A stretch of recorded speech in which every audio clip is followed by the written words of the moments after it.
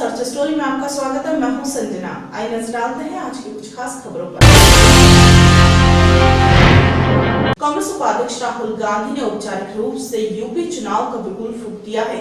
राजधानी लखनऊ में पार्टी कार्यकर्ताओं के साथ उद्घोष कार्यक्रम में राहुल ने रैंप पर घूम कर कार्यकर्ताओं से चर्चा की। राहुल ने कार्यकर्ताओं के सवालों के जवाब भी दिए।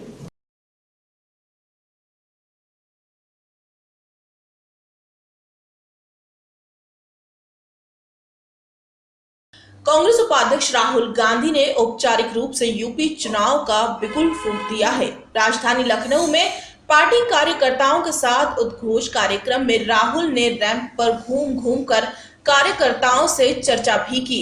राहुल ने कार्यकर्ताओं के सवालों के जवाब भी दिए। राहुल गांधी ने शीला दीक्षित को यूपी में सीएम उम्मीदवार बनाए जाने पर कहा, शीला जी को दिल्ली के लोग याद कर रहे हैं। किसी भी व्यक्ति की उम्र नहीं, उसकी सोच मायने रखती है। हमने शीला जी को इसीलिए उम्मीदवार बनाया क्योंकि हम महिलाओं की लड़ाई लड़ना चाहते हैं। राहुल गांधी ने कहा, यहाँ बैनर लगे हैं जिसमें लिखा है 27 साल से यूपी बेहाल है। अनेक पार्टियां यूपी को तोड़ने में लगी है। हम चाहते हैं यूपी फिर पहले नंबर पर हो जाए और हम लेके रहेंगे। पार्टी में फूट को लेकर पूछे गए सवाल के जवाब में राहुल ने कहा, हमने एक टीम दी है, कार्यकर्ताओं को इस टीम के साथ काम करना होगा। अगर कोई गड़बड़ करता है तो पार्टी उस पर कार्रवाई करेगी। पार्टी ने दावा किया कि राहुल गांधी की रैली में करीब 80,000 कार्यकर्ता जुटे हैं। आपको बता दें, इस कार्यक्रम से पहले राहुल गांधी का एक पद यात्रा करने का भी कार्यक्रम था, लेकिन सुरक्षा कारणों से प्रशासन ने उन्हें इसकी मंजूरी नहीं दी। मैंने पूछा कि देखिए हम लोग मोदी जी, पहले निकलो। किसान जब अपनी दाल बेचता है 45 रुपए उसको देते थे और जब वो दाल खरीदता था मार्केट में तो 75 रुपए में खरीदता था। हमारे समय 30 रुपए का फर्क, आपके समय 150 रुपए का फर्क। ये क्या हो रहा है? ये पैसा कहाँ जा रहा है? और मैंने मोदी जी से कहा, खैर वो पार्लियामेंट में आते नहीं है, मगर मैंने उनसे कहा, देखिए मोदी जी, एक नया नारा चला है। क्या नारा है? हर हर मोदी, हर हर मोदी, हर हर मोदी। सच्चाई ये है कि मोदी जी 3-4 चुने हुए उद्योगपतियों के लिए काम कर रहे हैं। पहले उन्होंने आपकी जमीन छीनने की कोशिश की, अब आपकी थाली में से दाल छीनने की कोशिश कर रहे हैं। और जो आपने आंदोलन की बात की है, बिल्कुल सही बात की है। हम आंदोलन करेंगे, हम किसान के लिए आंदोलन करेंगे, हम महंगाई के खिलाफ आंदोलन करेंगे और हम मोदी जी को ये समझाएंगे कि इस देश की गरीब जनता आपके जो झूठे वायदे हैं उनको मानती नहीं है। सीधा आप बता दीजिए, दाल का दाम कम कब होगा, हमें तारीख दे दीजिए, डेट दे दीजिए। धन्यवाद राहुल जी। अभी एक छोटा सवाल हमारे सामने आया है कि अमरनाथ सिंह, अनिल सिंह जी जो वहाँ के जिलाध्यक्ष हैं फतेहपुर के, अनिल सिंह जी फतेहपुर, कई लोग कह रहे हैं कि कांग्रेस इस चुनाव में अपनी स्थिति सुधारने के लिए लड़ रही है। क्या अगर हम पूरी ताकत से लड़ें तो जीत सकते हैं? ऐसा मेरी सोच है, उनका कहना है। कांग्रेस उत्तर प्रदेश की जनता की जिंदगी को बदलने के लिए लड़ रही है।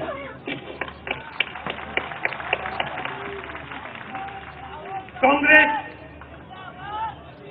अपना चीफ मिनिस्टर और विधानसभा में फुल मेजॉरिटी के लिए लड़ रही है, क्योंकि हम ये जानते हैं कि जो पिछले 27 साल में हुआ है, ये देखिए लगा हुआ है पोस्टर यहाँ पे, 27 साल यूपी बेहाल। 27 साल में, 27 साल से ये अलग अलग पार्टियां यूपी को, उत्तर प्रदेश को तोड़ने में लगी हुई है। कोई किसी की बात करता है, कोई किसी और की बात करता है, कोई हिंदू मुसलमान को लड़ाता है, मगर उत्तर प्रदेश की कोई बात नहीं करता। हम उत्तर प्रदेश की बात करने आए, हम सबकी बात करने आए। समय होता था जब उत्तर प्रदेश सबसे आगे होता था, पहले नंबर पे होता था। और कांग्रेस पार्टी चाहती है, कांग्रेस पार्टी का कार्यकर्ता जो यहां आया है, जो कर्मठ है, जो मजबूत है, जो लड़ने आया है, वो चाहता है कि उत्तर प्रदेश एक बार फिर पहले नंबर पे जाए, और ये काम हम पूरा करके दिखाएंगे आपको। धन्यवाद राहुल जी। अगला प्रश्न है चित्रकूट से। चित्रकूट के भरत विशाल शुक्ला, जो कि उपाध्यक्ष हैं वहाँ की जिला कमेटी में, उनका कहना है पार्टी में गुटबाजी पार्टी की हार का बड़ा कारण रही है। अगर राज्य के सारे कांग्रेसी नेता एकजुट होकर काम करें तो कांग्रेस को कोई नहीं हरा सकता। क्या वो पूछ रहे हैं राहुल जी कि इस गुटबाजी को कैसे बंद कर सकते हैं? गुटबाजी को डिसिप्लिन से बंद कर सकते हैं। लेकिन बीच में ब्रेक हो रहा है, कोई फांड रहा है क्या? देखिए,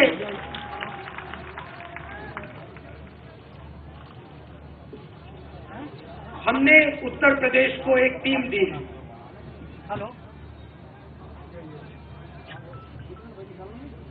और हमारा एक लक्ष्य है।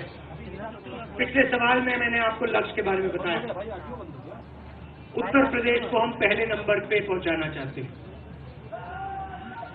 हमारा जो रास्ता है, जो हमारा डायरेक्शन है, उस पे कांग्रेस पार्टी के अंदर और कांग्रेस वर्कर के अंदर कंसेंसस है।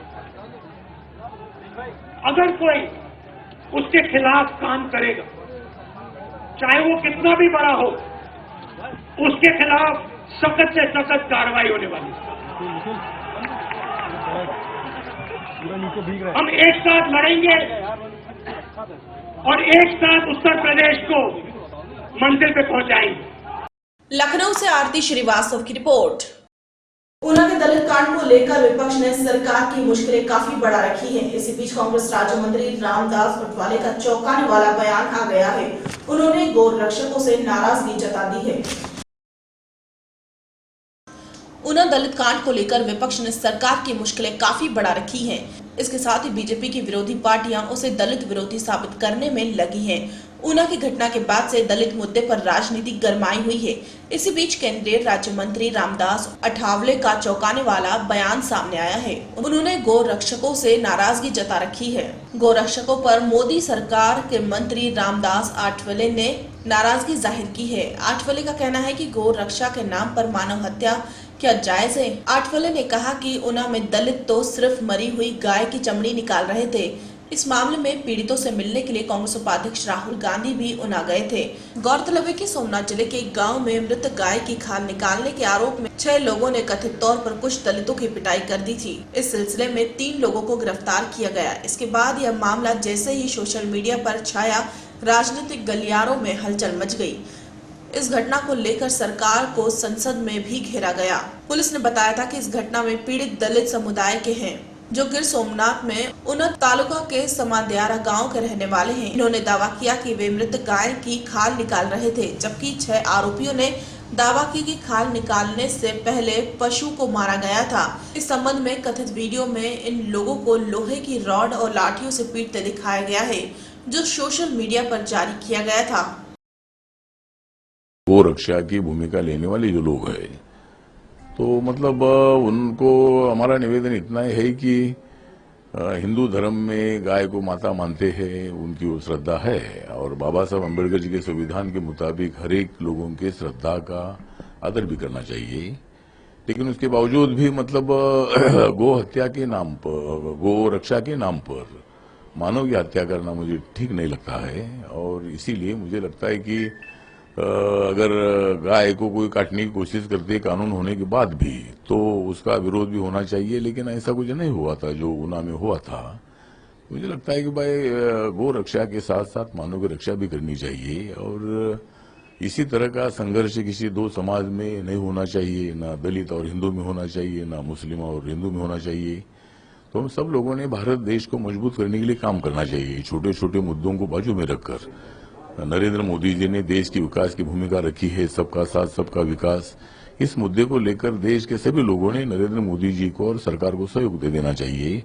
ना कि बीच बीच में इसी तरह की वारदात ना घटे। और इसके लिए मेरा निवेदन इतना ही है कि हम सब लोग मिलकर बाबा साहब अम्बेडकर जी के संविधान का समतावादी भारत खड़ा करेगी, अखंड भारत खड़ा करेगी, ना कि जाति के नाम पर, धर्म के नाम पर, भाषा के नाम पर हम संघर्ष करते रहेंगे। तो इसलिए हमारा निवेदन इतना है कि हम सब लोग मिलकर काम करेंगे। अगर आपकी श्रद्धा गाय के बारे में है तो आप उनकी रक्षा करो, लेकिन इसी तरह की भूमिका नहीं होनी चाहिए। एक तो मतलब ऊना में दलित समाज के लड़कों पर जो हमला हुआ, मुझे लगता है कि वह मरी हुई गाय का चमड़ा निकालने का काम शायद वो कर रहे थे, और वो सब देखने के बाद उनको ये लगा होगा कि भाई गाय की हत्या की है, अभी इतना कानून है और ऐसा हत्या कौन कर सकता है गाय की। तो इसीलिए मतलब जो बीमार जानवर होते हैं, मानव की जिंदगी खत्म होती है तो जानवर की भी जिंदगी कभी न कभी तो खत्म होती है। तो इसीलिए मुझे लगता है कि मरी हुई गाय का चमड़ा निकालने का काम वो लोग कर रहे थे, तो उनकी पिटाई हुई तो बात अच्छी नहीं है। तो भी हम सब लोगों को निवेदन करना चाहते हैं कि हम सब लोग मिलकर भारत को बलशाली बनाएं और भारत का सोशल, इकोनॉमिक और एजुकेशनल विकास करे और हर आदमी को मजबूत करे। इसी तरह की वारदात होती रहेगी, संघर्ष हम करते रहेंगे तो इसमें देश का नुकसान है। तो इसीलिए हम सब लोग मिलकर भारत देश को सुजलाम सुफलाम बनाने की कोशिश हम करेंगे। मायावती बाबा साहब अम्बेडकर जी को मानती है। कांशीराम जी के नेतृत्व में उन्होंने मतलब बीएसपी को उत्तर प्रदेश में मजबूत करने का काम भी उन्होंने किया, और ये सब ठीक है। लेकिन उसके बावजूद भी बाबा साहब अम्बेडकर जी का कहना ये था कि अगर आप लोग मनुवाद का विरोध करते हैं तो फिर जो लोग मनुवाद का विरोध करते हैं, तो दलित समाज के लोग, दलित समाज के नेता, उन्होंने बौद्ध धर्म की दीक्षा लेनी चाहिए। मायावती ने बहुत बड़ा ऐलान भी किया, लेकिन शायद होटों के चक्कर में मायावती बुद्धिज्म को नहीं स्वीकार रही है। लेकिन मैं बुद्धिस्ट हूँ और मेरे पार्टी में सभी जाति के लोग हैं, ब्राह्मण है, मराठा है, पटेल है, मुस्लिम है, क्रिश्चियन है, हिंदू है, सभी लोग मेरी पार्टी में बुद्धिस्ट है। तो मुझे लगता है कि भाई बौद्ध होने से मतलब वोट नहीं मिलेगा, ऐसा भी नहीं है। तो इसीलिए मुझे लगता है कि भाई अगर मायावती से अम्बेडकराइट है तो उन्होंने बौद्ध धर्म की दीक्षा लेनी चाहिए। रामदास अठावले जो भारत सरकार में एक छोटे मंत्री बनके श्री मोहन भागवत जी का और श्री नरेंद्र मोदी जी जो प्रधानमंत्री हैं उनके एजेंडा को देश में लागू करने का काम कर रहे हैं, और स्वयं वो चुप और मौन है ऊना की घटनाओं पर, जहां दलितों को नंगा करके पीठ में कोड़े बरसाए जा रहे हैं। उनके स्वयं राज्य महाराष्ट्र के अंदर दलित लड़की का बलात्कार करके, जहां उनकी सरकार है, हाथ पैर काट के खेत में फेंक दिया जाता है। देश भर में दलितों का उत्पीड़न हो रहा है। वो बहन मायावती जी जो बाबा साहब भीमराव अंबेडकर के सपनों को लागू करने के लिए जिन्होंने देश में सबसे ज्यादा संघर्ष किया, ये बड़ा हास्यास्पद लगता है श्री रामदास अठावले की इस बात का। मैं ये भी कहना चाहता हूँ, रामदास अठावले इस देश के अंदर संकीर्णतावादी, मनुवादी ताकतों को मजबूत करने का काम कर रहे हैं। पहले वो अंतर्मुखी होके अपने खुद के बारे में सोचें, विचार करें कि उन्होंने बाबा साहब के साथ कितना धोखा दिया है, तब दूसरों को नसीहत देने का काम करें। Bureau report, search story. Gurgaon के सोहना में एक महिला की दबल गई सीसीटीवी कैमरे में कैद हो गई। इस महिला ने जबरन घर में घुसकर सास, ससुर और पति की जमकर पिटाई की। हरियाणा में गुड़गांव के सोहना में एक महिला की दबंग गई सीसीटीवी कैमरे में कैद हो गई। इस महिला ने जबरन घर में घुसकर सास, ससुर और पति की जमकर पिटाई की। आरोपी महिला के खिलाफ पुलिस में मामला दर्ज कर लिया गया है। घटना 23 जुलाई की है। महिला अचानक घर पहुंचती है और दरवाजे पर बैठे ससुर को पीटने लगती है। हालांकि परिवार वालों ने महिला की इस तरह की हरकत का अंदाजा पहले से ही लगा लिया था, इसलिए उन्होंने घर में सीसीटीवी लगा दिया। आरोपी महिला की शादी 18 साल पहले हुई थी, लेकिन साल 2012 तक महिला को कोई बच्चा नहीं हुआ, जिसके बाद महिला ने परिवार के लोगों पर दहेज मांगने और मारपीट करने का मुकदमा दर्ज करा दिया। मामले में विवाहिता के परिजन अपनी गवाही के लिए अदालत में हाजिर नहीं हुए और अब फैसला पीड़ित परिवार के हक में होने वाला है, जिससे गुस्साई महिला ने पीड़ित परिवार के ऊपर दोबारा से वहां पहुंचकर झगड़ा करने का प्लान बनाया, लेकिन वहां पर लगे सीसीटीवी कैमरों ने महिला के प्लान को कामयाब नहीं होने दिया। वहीं पीड़ित परिवार ने पुलिस पर आरोप लगाते हुए कहा कि पुलिस की महिला के साथ मिलीभगत है, क्योंकि पुलिस ने पहले तो 2 दिन मुकदमा ही दर्ज नहीं किया, जिसके बाद पीड़ित थाना प्रभारी से मिले तो पुलिस ने आधी अधूरी धाराओं के तहत मुकदमा दर्ज कर लिया। पीड़ित परिवार का यह भी कहना है कि जब इस मामले को लेकर चौकी इंचार्ज से बात की गई तो उन्होंने बताया कि विवाहिता के पति की शिकायत पर आरोपी चंद्रकांता के खिलाफ धारा 323 और 506 के तहत मुकदमा दर्ज किया गया है। पुलिस का कहना है कि मामले की जांच जारी है, अगर जरूरत पड़ी तो महिला पर धारा 452 भी लगा दी जाएगी। Bureau report, search story. Narsinghpur के छोटे से गांव बोछार के इनाम और पुरस्कार से सम्मानित रोशन लाल यूं तो किसी पहचान के मोहताज नहीं है। कृषि के क्षेत्र में नई नई खोज के लिए प्रसिद्ध रोशन लाल ने राशन दुकान की वितरण प्रणाली के लिए नया उपकरण तैयार किया है। हाथ से मेरा मार अच्छे झूठ का साइज मत बना। नरसिंहपुर के छोटे से गांव बोछार के नाबार्ड पुरस्कार से सम्मानित रोशन लाल यूं तो किसी पहचान के मोहताज नहीं है। कृषि के क्षेत्र में नई नई खोज के लिए प्रसिद्ध रोशन लाल ने राशन दुकान की वितरण प्रणाली के लिए नया उपकरण तैयार किया है, जिससे न केवल उपभोक्ता को साफ और सही मात्रा में अनाज प्राप्त होगा, वहीं शासन को भी खराब होने वाले अनाज के साथ साथ कर्मचारियों की कमी का भी लाभ मिलेगा। यह है नरसिंहपुर बोछार निवासी रोशन लाल विश्वकर्मा। पेशे से तो रोशन लाल किसान हैं, लेकिन इनकी वैज्ञानिक सोच उन्हें दूसरे किसानों से अलग करती है और अपनी इसी खासियत की वजह से अब्दुल कलाम से लेकर राष्ट्रपति प्रणब मुखर्जी तक इनके एनिमेशन की तारीफ कर चुके हैं। नाबार्ड कृषि कर्मचारी से अनेकों अवार्ड अपनी झोली में डाल चुके हैं। रोशन लाल अब तक कई ऐसे कृषि उपकरण इजाद कर चुके हैं जो न केवल खेती को लाभ का धंधा बनाती है, बल्कि कम श्रम और अल्प लागत पर बेहतर फसल के वरदान साबित होती है। रोशन लाल ने जब देखा कि राशन की दुकानों में जो अनाज वितरित होता है उसमें न तो उपभोक्ता को उचित मात्रा में अनाज मिल पाता है, वहीं वितरण के समय बहुत अनाज गिरकर बर्बाद भी हो जाता है, तो उन्होंने एक ऐसा मल्टी उपयोगी सप्लाई सिस्टम इजाद किया जो फुल्ली इलेक्ट्रॉनिक है और उसमें एक ही साथ अलग अलग प्रकार के अनाज को स्टोरेज कर निश्चित मात्रा में बिना अनाज को वेस्टेज किए अल्प समय में अनाज सप्लाई किया जा सकता है। और क्या सिस्टम की खासियत है, आप खुद ही सुनिए। जिले के आला अधिकारी भी रोशन लाल की प्रतिभा का लोहा मानते हैं और राशन वितरण प्रणाली के इस आविष्कार को बहुउपयोगी मान रहे हैं। जिले के नाबार्ड अधिकारी कहते हैं, रोशन लाल के इस उपकरण से न केवल उपभोक्ता को उचित मात्रा में राशन मिलेगा, साथ ही राशन को भी कर्मचारियों की बचत के साथ साथ बर्बाद होने वाले अनाज की भी बचत होगी।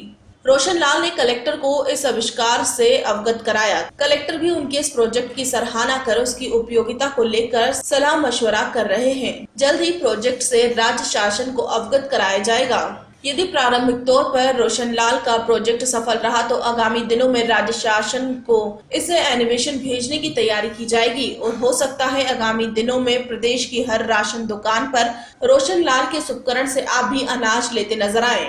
नन्हे वैज्ञानिक कह सकते हैं उन्होंने अपना एनिमेशन दिखाया है।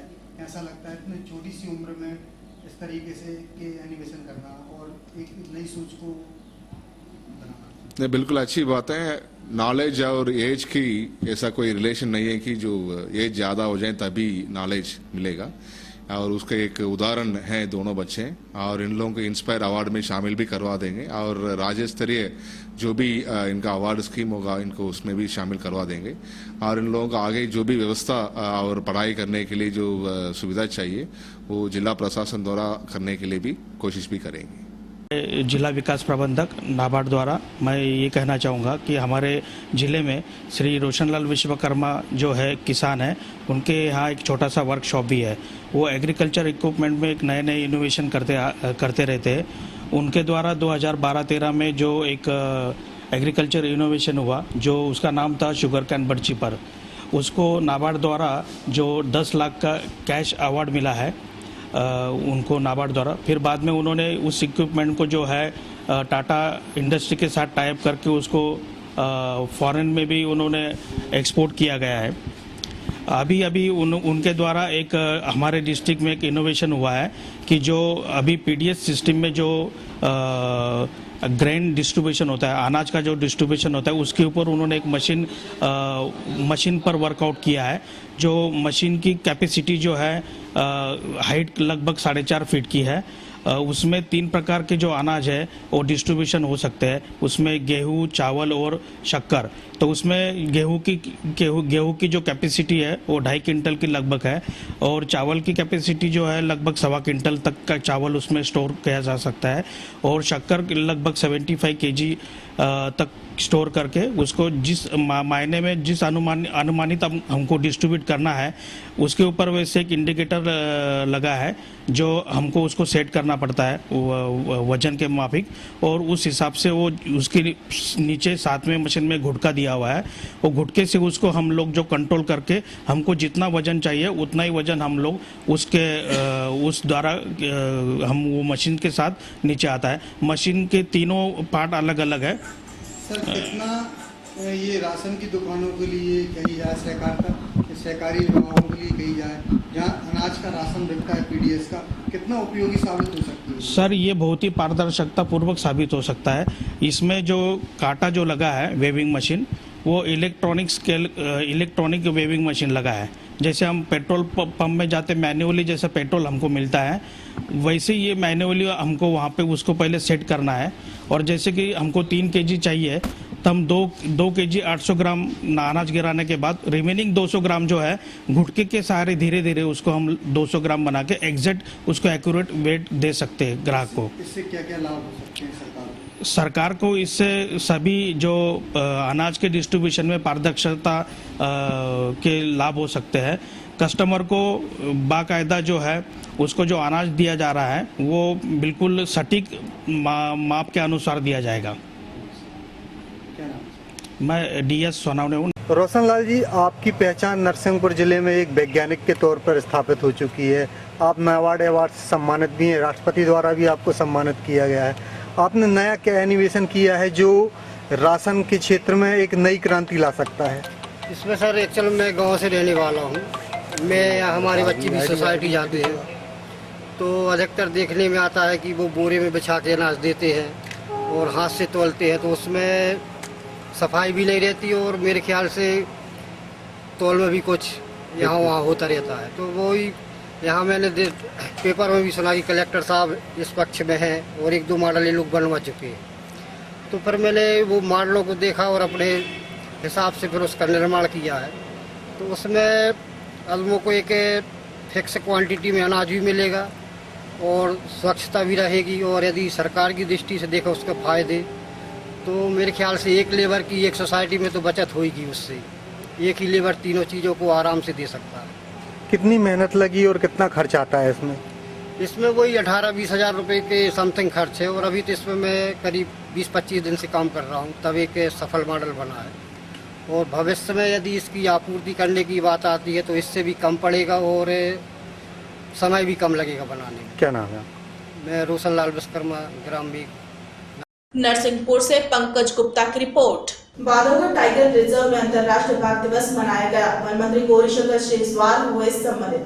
मध्य प्रदेश के उमरिया जिले में स्थित बांधवगढ़ टाइगर रिजर्व में आज अंतर्राष्ट्रीय बाघ दिवस मनाया गया, जिसमें टाइगर रिजर्व के कोर एवं बफर जोन की समितियों के हजारों की संख्या में सदस्य पहुंचे, जहां पर अधिकारियों द्वारा बाघ संरक्षण से संबंध में बात की गई। वहीं वन मंत्री श्री गौरीशंकर शेजवार के उद्बोधन के दौरान जब मंत्री तेंदुपत्ता के संबंध में बता रहे थे, तभी एक शराबी पहुंचा और मंच पर हंगामा शुरू कर दिया। नहीं, ये सत्य नहीं है।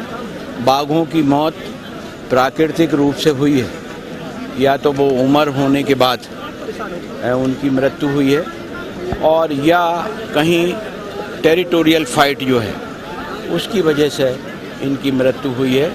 और कुछ 1-2 प्रकरण शिकार के भी हैं। शिकार के जहाँ प्रकरण हैं उनमें हमने सख्ती से कार्रवाई की है, वो कम से कम 70 से ऊपर लोगों को गिरफ्तार करके उनको प्रोसिक्यूट किया है।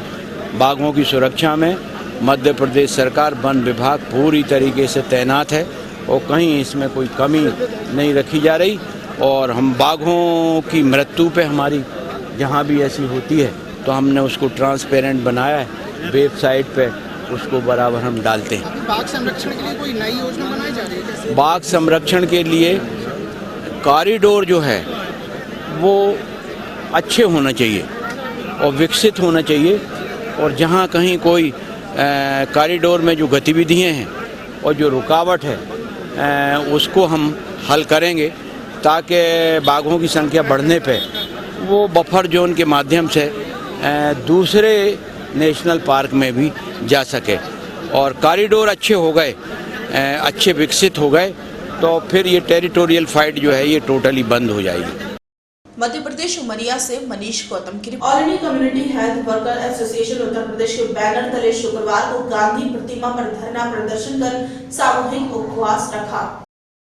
उत्तर प्रदेश अध्यक्ष राम शरण झा ने कार्यकर्ताओं को संबोधित करते हुए कहा कि जन स्वास्थ्य विषय राज्य स्तरीय है, इसलिए मुख्यमंत्री को इस मामले में संज्ञान लेते हुए इसे केंद्र सरकार को भेजना चाहिए। महासचिव मनोज कुमार ने कहा कि बहाली के मुद्दे पर अखिलेश सरकार का मौन दुखद है। सरकार को बड़े आंदोलन की चेतावनी देते हुए कहा कि यदि 10 अगस्त तक प्रदेश सरकार ने कोई फैसला नहीं लिया तो प्रदेश के कोने कोने में जोरदार आंदोलन की शुरुआत की जाएगी। बहाली के मामले में लंबे समय से चले आ रहे हमारे संघर्ष के परिवेश में राज्य सरकार की जो खामोशी है, उस खामोशी पर उनका ध्यान आकर्षित करने के लिए कि माननीय मुख्यमंत्री जी ने प्रदेश में कई बड़े फैसले किए, जिसमें पहले उत्तर प्रदेश लखनऊ से आनंद श्रीवास्तव की रिपोर्ट। राजधानी के मुख्य धरना स्थल गांधी प्रतिमा पर शुक्रवार को उत्तर प्रदेश पंचायती राज ग्रामीण सफाई कर्मचारी संघ जनपद शाखा लखनऊ के कर्मियों ने अपनी 8 सूत्रीय मांगों को लेकर प्रदेश संघ के आह्वान पर प्रदर्शन किया।